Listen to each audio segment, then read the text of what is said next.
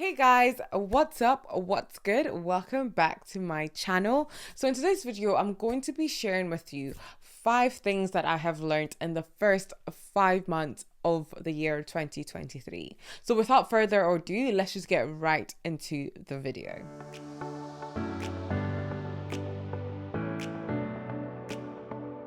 The first one is don't buy cheap tickets.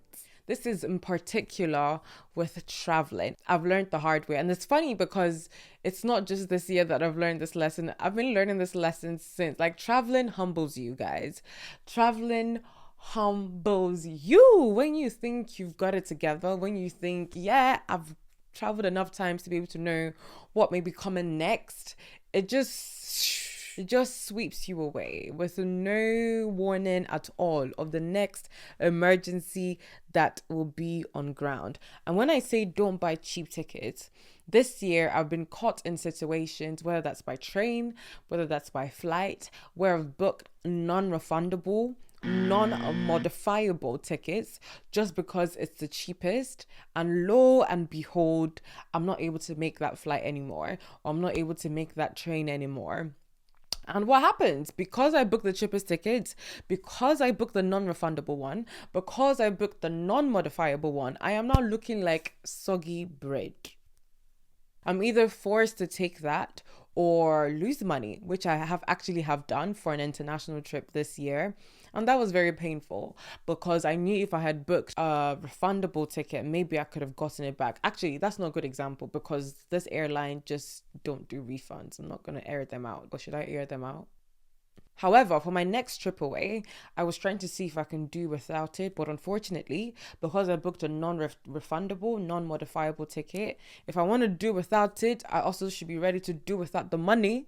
Yeah, because your girl booked the cheapest ticket. So I kind of had to take that flight now. What I'm saying is when you're booking, especially for flights, please, it's the logic, right? The logic is obviously you don't want to pay any extra for this flight. However, you never know what's going to happen, whether that's just moving the date to another date or just having some sort of flexibility with the ticket, especially this post-COVID life. Like, these airlines are not playing. So it just saves you a whole lot. It's better for you to lose like £60 extra, £100 extra, than to lose hundreds and hundreds of pounds worth of ticket, or possibly even in the thousands. So yeah, let's be guided. Even on that note, this is still note one, booking tickets with trusted airlines. Like, I'm definitely one to like take shortcuts with traveling, and it always bites me in the bum, whether that's taking like cheap airlines that's possibly going to be late or they're going to cancel flights. So what I'm hoping to do in the near future going forward is to actually maybe start building loyalty with certain airlines, because that also comes with added benefits such as, the Avios points with like British Airways and all of that. Before me, I'm just like, as far as I reach my destination, I'm actually fine. But I think that's very quickly changing. It might not change quickly, but that's definitely the goal, because these days convenience with traveling is key, because you don't want to be having hyperventilation in another country just because somebody can't move things around. And on that note as well, please get travel insurance. Again, you don't want to be looking like bread. Obviously, with these things, it might never happen. But if it does happen, it's just so much easier to be able to deal with the situations when you have a couple of these things on ground. Okay? Number 2 kind of follows up nicely from this one, and it's spend quality on what you want. Again, I have tried to take the back road, the shortcut, the jump the fence, so that I don't have to maybe pay. When I was growing up, I always thought my dad was like a bit frugal with money. Like, it was just a bit too conscious. Like, it was a conscious spender. And I was just like, just let the money go. But now I'm older, guys, I don't know, I feel like I might have the same blood, because there's also things that different people spend on. And I love to spend on traveling, but obviously I also love a good deal. However, you want to make sure that good deal doesn't come at the cost of discomfort. My goodness, make sure. There are many a times that I have booked something, whether it's an Airbnb or a hotel, just because I wouldn't exactly just go because it's cheapest. I do my research with reviews and stuff, but sometimes it would have been better if you just added a little bit more money to pay for what you definitely know would come correct and come nice. Because I've had many situations where I'm like, yeah, this is terrible. So obviously, there's some things that you spend money on and they may not be good, but with your due diligence of checking reviews, checking location, and also paying good money down for that accommodation or that experience, just best believe that you're going to get your money's worth from it, rather than complaining when you kind of took the shortcut or took the cheapest route, and now we are all looking like bread that was left outside in the rain. This one is a major one for me. It's something I'm still learning because I believe it applies throughout different disciplines of my life. But I've seen this in one particular discipline, and that's fitness. And it's just about showing up. And consistency is so powerful. So, especially with things like fitness and gym for me now, even if I'm going to spend like 20 minutes, my goal is just to show up. And the power of showing up is amazing. It's immeasurable, really. You don't know when you start seeing results by just showing up, no matter how long, no matter how short, just show up. And I'm trying to apply that even into my personal life and the things that I say I want to do. It doesn't have to be perfect. It doesn't have to be all aligned. Just show up spiritually with your relationship with God. Just show up. Be consistent. Keep your appointment time with yourself. Keep your appointment time with the people you love, with your God. Keep your appointment time. Show up at the time that you say you will show up, and just watch how results will come rolling in.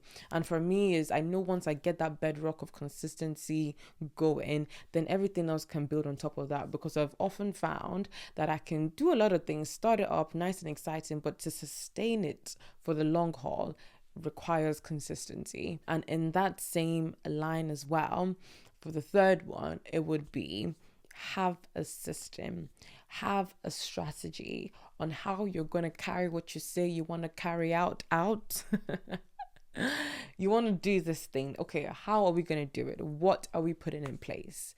For example, I said I want to do, I don't know, read a certain number of books per month, right? A couple of months have passed and I've not read it yet. And I'm like, why? Why, Dammy? Why? It's because you just say you want to read a book. You just say you want to read 20 books a year. You just say you want to read 50 books a year. How is that going to happen? What does that look like on a month-to-month basis? What does that look like on a week-to-week basis? What does that look like on a day-to-day basis? On an hour-to-hour basis of your day, if possible? Strategize things, have systems in place so that even when you don't feel like it helps you to show up. Like I said before, when you know that, okay, I'm trying to be consistent this year with fitness, right? Take an honest look at the schedule of your week on the broad spectrum and decide, okay, actually my fitness days has to be Mondays and Thursdays. And the way those days are going, it has to be 6 a.m. and 6 p.m. or it has to be 5 a.m. every day, or it has to be 8 a.m. every day.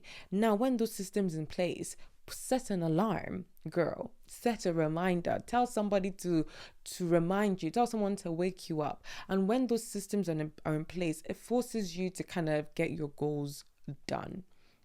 So having systems in place, if you want to do something, when are we doing it? Where are we doing it? How are we doing it? What time are we doing it? Let's stop all the talks, Dammy, and let's actually do. And let's put strategies in place that would help us to do. And I suppose a part B of that one for me is always set reminders. And it's so funny because I can feel it in me when I know I'm going to forget something, because I know that if I put it in my calendar at a certain time, obviously my calendar reminds me like 15-20 minutes before the time, and I'm able to quickly juggle things together. But I know that at some point I'll be listening to an information that I know that I need to pop in my calendar, and I'll tell myself I'll do it later, or I'm just going to mentally remember it. That's the end. That's actually the end, because unless the Holy Spirit intervenes, I am most definitely gonna forget. Yeah. So these days, I'm loving reminders. Again, going back to having a system, having strategies, put it in the diary, set a time, set a day, keep at it, put it in the diary, and it would remind you if your diary is set up that way. So set reminders, use a reminder app, use your calendar. It all does a great job in reminding us of what we need to do per time. Use the people around you as well. Also, another thing I have learned this year is things don't just happen suddenly. Now, it might look like what I found this year, that it might look like this person has results.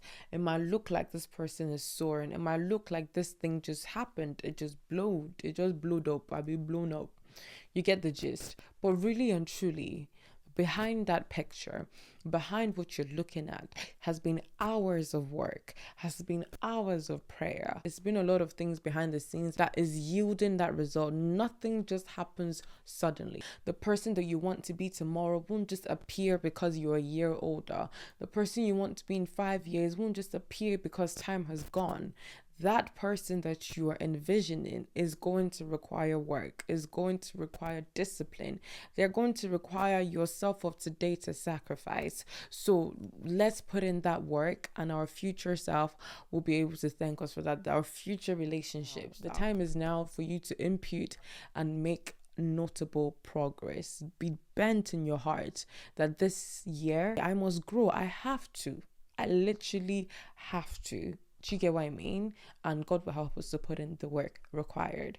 So thank you guys so much for watching. I didn't plan for this video to be this long, but I hope you learned a thing or two. I hope you're able to apply it into your own life as well. And I pray that the Lord will help us not just be speakers, but also help us to apply it and be doers of these things. So thank you guys so much for watching. I appreciate you guys so much. And I'll see you guys in my next video. Goodbye.